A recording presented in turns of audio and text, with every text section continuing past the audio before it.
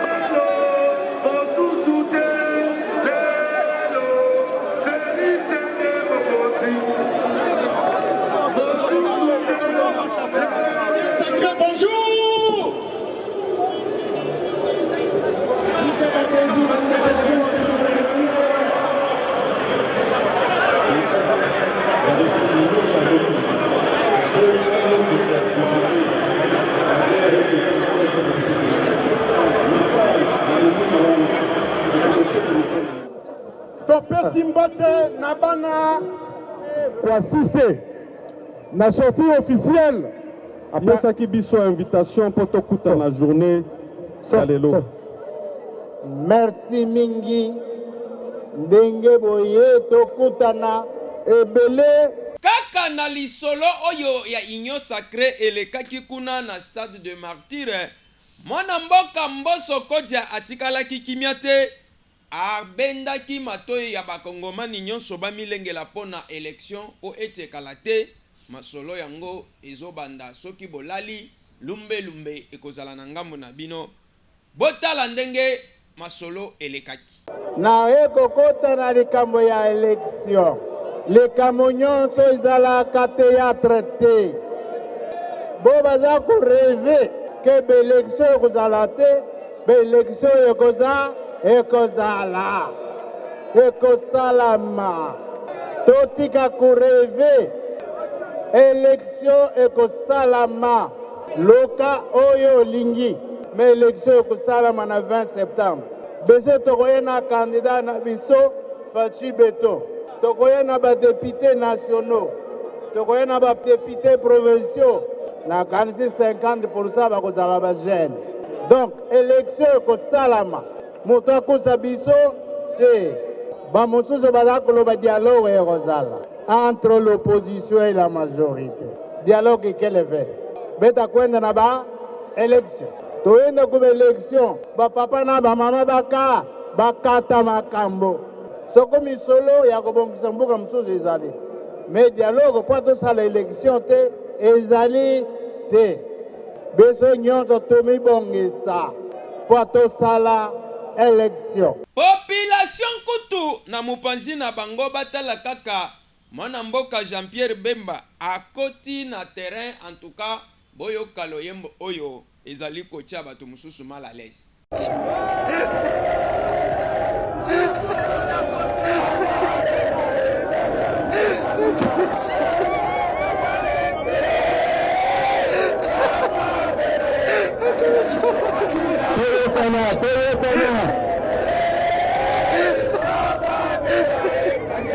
Batata banana bande kwa kupata mbeto la bino totikali kaka na masolo ya union sacrée bondi melanga eza ya solo mwana mboka Jili Lwamba oyo azali cadre ya ako azangaki mpe maloba te apesaki likanisi na ye na masolo ndenge elekaki. La biso changement oyo en enseignement na koloba base la biso changement déjà omoni na bilili oyo nyonso zeleka. En tout cas peuple congolais ozala na esengo ozala na kimia makambo nyonso ekekende bien ndenge ezekendele koza mboka ayela likanisi ke tokende de l'avant tozala te lokola mpona nini tozala te lokola bamboka mosusu. Donc développement na biso ezemata tozala lisusu te ndenge tozalaka changement total ezekota. Bondimelanga eza ya solo mokonzi ya mboka Félix Antoine Tshilombo Tshisekedi azali kokoba kosala makambo eza kokamwisa bato neti na filme balamuka kaka boye na tongo komini ya Makala elati elamba ya sika. En tout cas lotiliki ekoti kuna lumière publique na ndenge ya bajete population ya Makala bakufi na émotion bolanda masolo. Il est 22h23. Nous sommes au quartier Maboulou 2 dans la commune de Makala. Ici, les occupants ont résolu de se priver du sommeil. Pour cause, l'installation de l'éclairage public sur la grande artère construite pour urbaniser les coins et surtout lutter contre l'insécurité avec les inciviques communément appelés Koulouna. Il s'agit de la direction Elingesa qui va du triangle bypass à la place des artistes au rond-point Victoire dans la commune de Kalabou.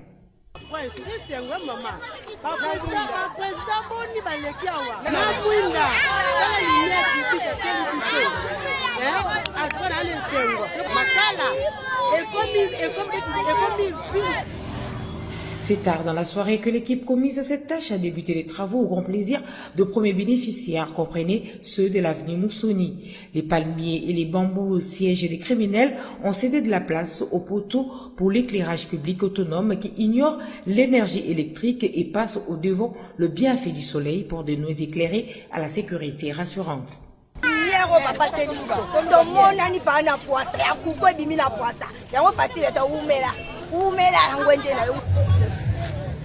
Les mamans qui exercent le petit commerce ont savouré jusqu'à tard le bonheur d'écouler leurs marchandises dans la soirée. C'est le cas des Maman Landou qui tient un restaurant Maléwa. Les clients s'approvisionnent en toute quiétude tout en admirant l'ouvrage.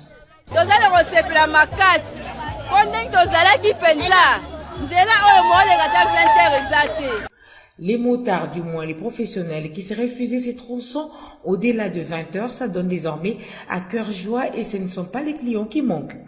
Dénigrés, humiliés régulièrement à cause de leur quartier qui s'apparentait à un village, après plusieurs décennies, les Banamaboulou 2 se disent désormais être banais à centre-ville parce que le seul handicap que les contraignait a été relevé avec l'installation de cet éclairage public. Makala sentiment fort bamunda bwena tomona te da tala sentiment côté la biso kaka bobenga makala ni na minute atana sentiment to ko kate Dubai Dubai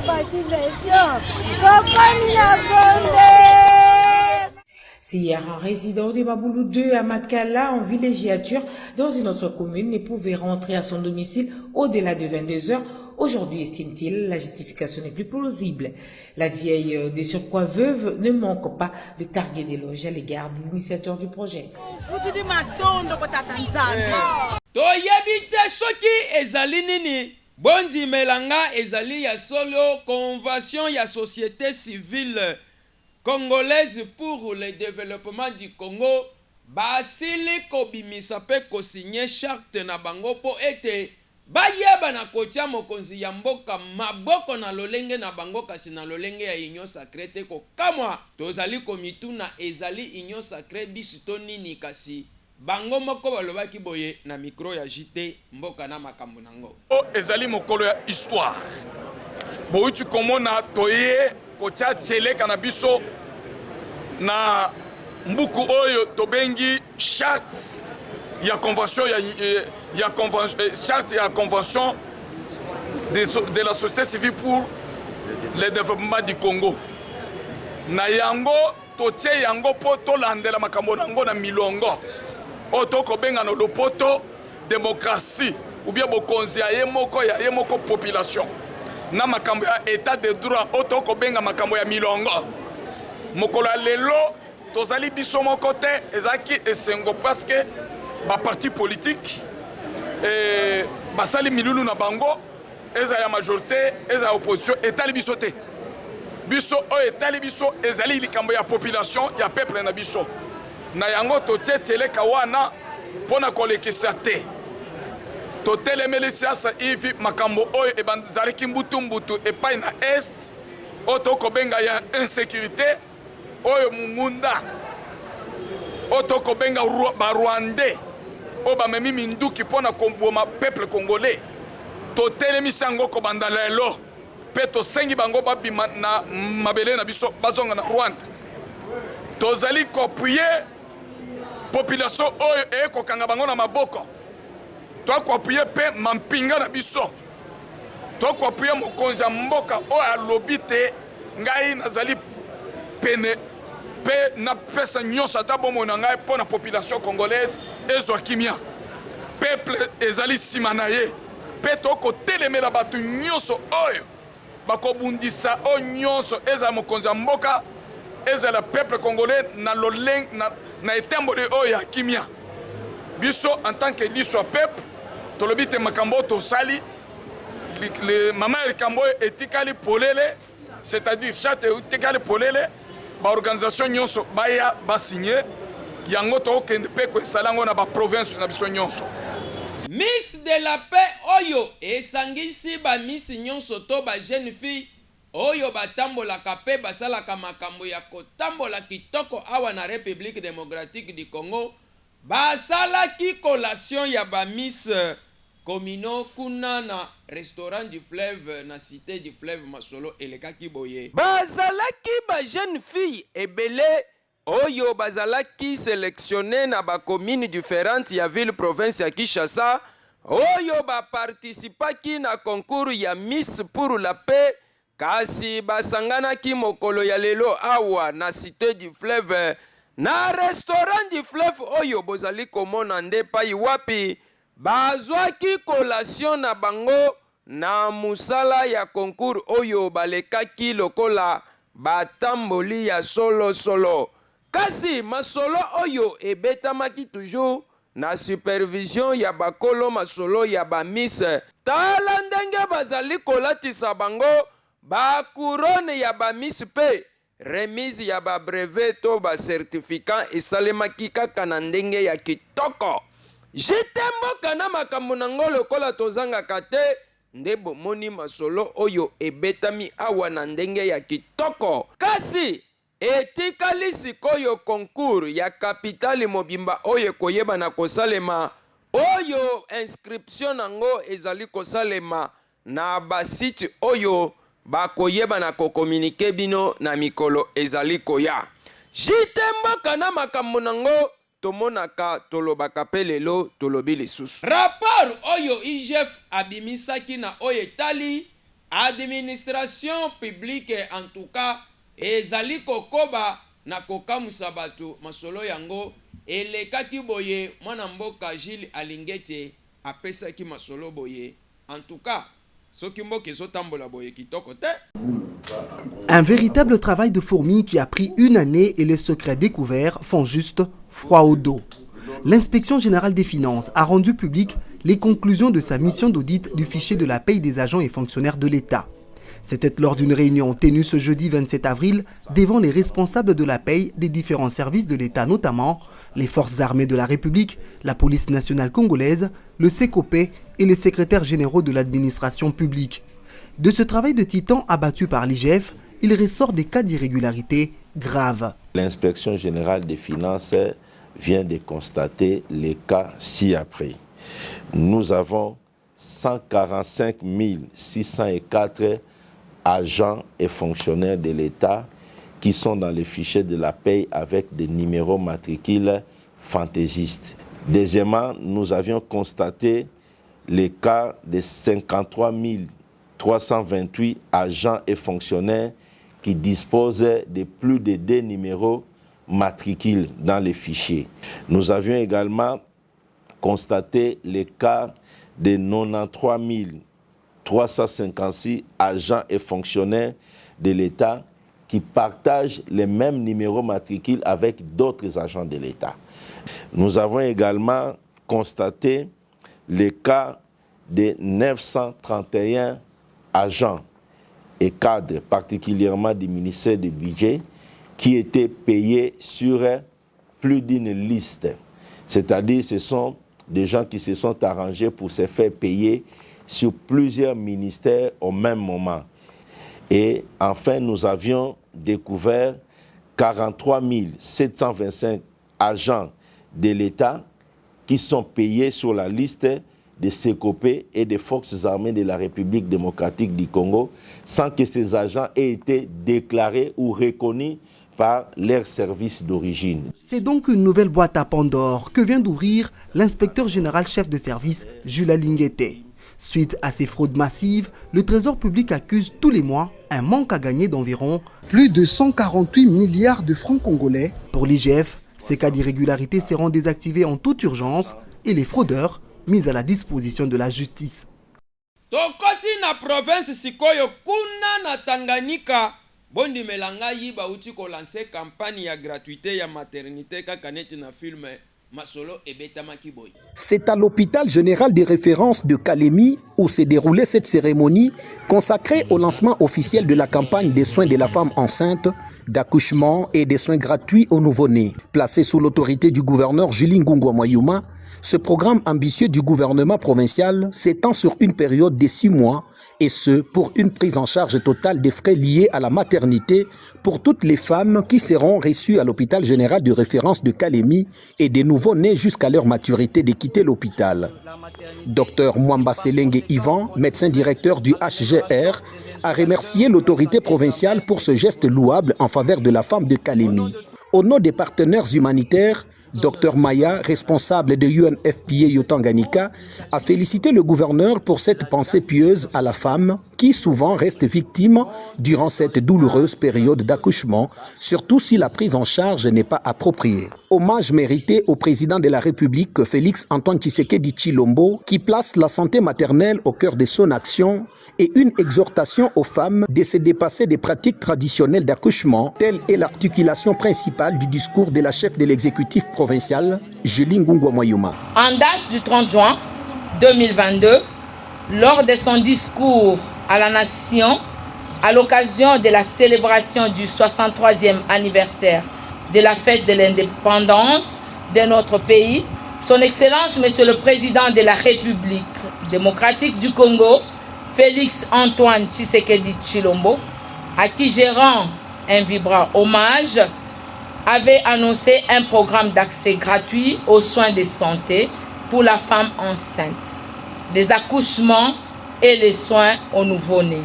Cette parole est honorée en ce jour par le gouvernement provincial du Tanganyika en matérialisant la gratuité des accouchements et des soins aux nouveau-nés à l'hôpital général de référence de Kalemi pour toutes les femmes du territoire de Kalemi, avec possibilité d'extension dans les jours à venir dans toute la province du Tanganyika. L'autorité provinciale a demandé séance tenante à son ministre provincial de la Santé, Dr Kabessia Maurice Chobob, de veiller sur l'application stricte et sans faille de cette campagne. Tozongi awana ville province ya Kinshasa biso batu tolingaka kolia mapa oyo ebengami kanga journée bondimela ngai esandi esalemi na usine ya fabrication ya mapa oyo Pain Victoire masolo elekaki boye moto moko na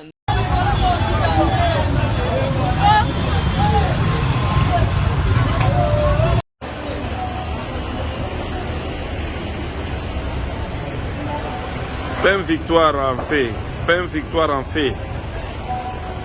Eh.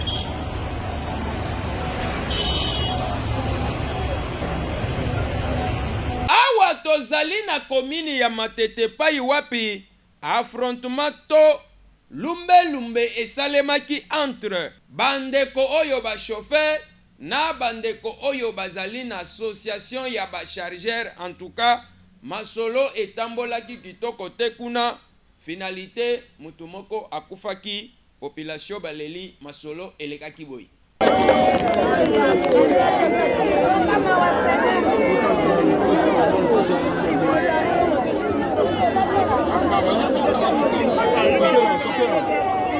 pouvoir et le pouvoir, il y a les Congolais. Oui, je sais qu'on état de droit, respect des textes. C'est ça, oui. Respect Mikanda, oui.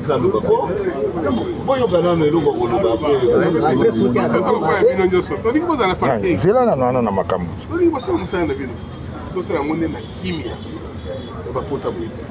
Mbeli.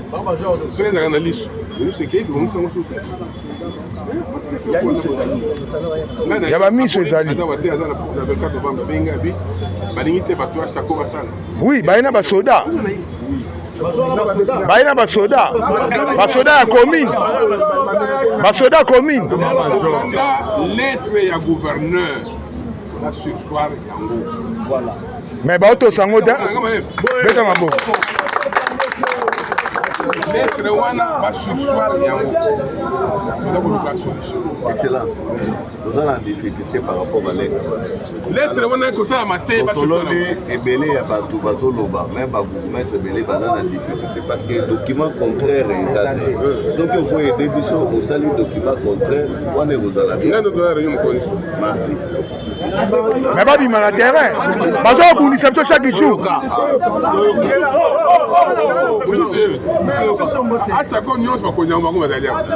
Betomba biso tozoboya kozongisa biso tozoboya kozongisa yango tozotika mais bino toza na pouvoir baye na basoda lelo bakangi batu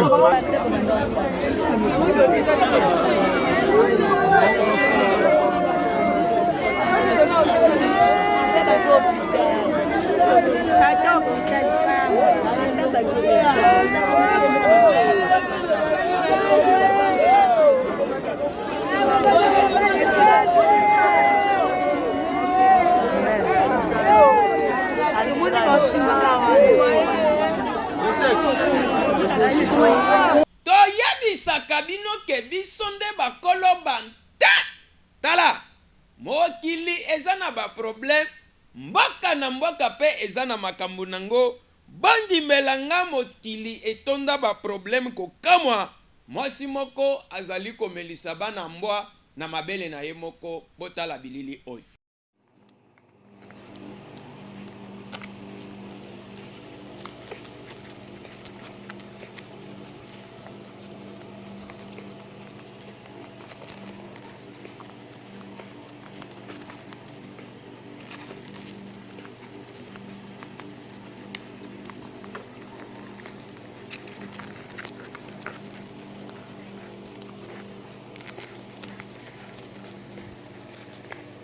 Bokeba na komela bakaneti liboso ya komela kaneti nyonso yeba na kotala pe ko kontrole yango malamu kosala kaneti mbala moko fongoli otie na monoko te. Population éveillée balerte population botala neti produit oyo toyebi te OCC musala na ye musala nini bolanda itala eza nini wana eza nini bachete eza nini balongolela o batumbangu OCC botala biso bakongole tokokufa botala OCC ozotika biloko ekotaka boye botala deuxième verre yango tosombi mpona fese mais tala makambo OCC comment maman wa ya OCC nani Mwabilu mwana plus Mwabilu batie DG ya sika mama Pius talela biso boye tokufa te bakongole botala bilo bendia baoteke botala okosomeli na butu communiqué eza moko awa na jite mboka na makambo nango ezalike oza na posa ya kokoma collaborateur direct ya GG télévision pe ya jite mboka na makambo nango to okoma représentant na biso na bakartier na bakomine tokoya koinstale bino lokola antenne ya club jite mboka na makambo nango kasi bosenregistre na numero oyo 089 61 34 577 bosala club na bino na commune na bino na quartier na bino ata na coin ya capitale bozali tolobake na ba village pe na ba province ata libanda ya mboka bozali le bienvenu po équipe ya jite mboka na makambo nango pe GG télévision ya bante tozali bien organisé pe toko kita toko installé bino officiellement lokola antenne directe ya JT Mboka na makambo nango pe GG Television mokonzi ya bante. Kasi nazali koyebisa bino peke bozali na ba information o kote na biso bakati bayibi babomi basali soki ndenge nini filme kaka video na yo ya ba problème na bino nyonso ya bakote na bino tinda na numero oyo 089 61 34 577 na nzela ya WhatsApp tokozwa image na bino tokolakisa bakonzi pe tokolakisa ba problème oyo ezali koleka na bakote na bino nyonso.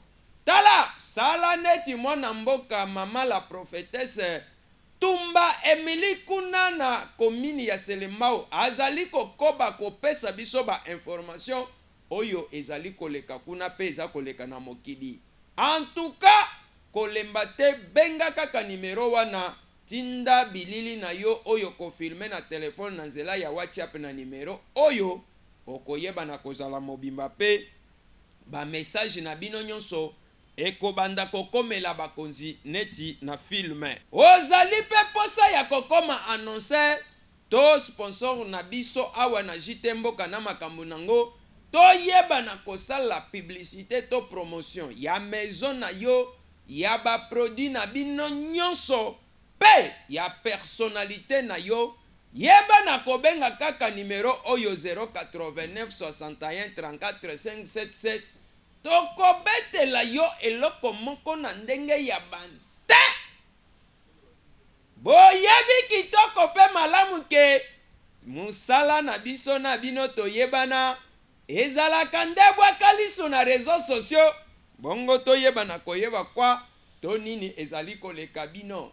Ba papa ba mama bana basi pe mibali tokomi na moma malamu oyo tolobaka bwakalisu na réseaux sociaux bongo oyeba na komona nini elekaka kuna kasi nazali komona Galaxy Monde Junior Jazz Diakano ape Dionkere Kolo Masolo ya bante bobongiseli biso nini to cha nanu kuna na Kervi Moyi remplaçant valable.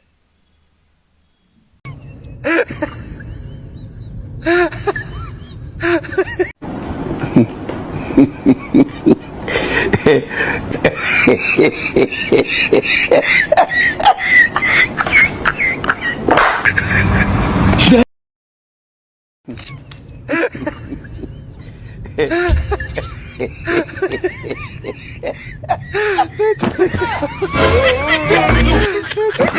my God.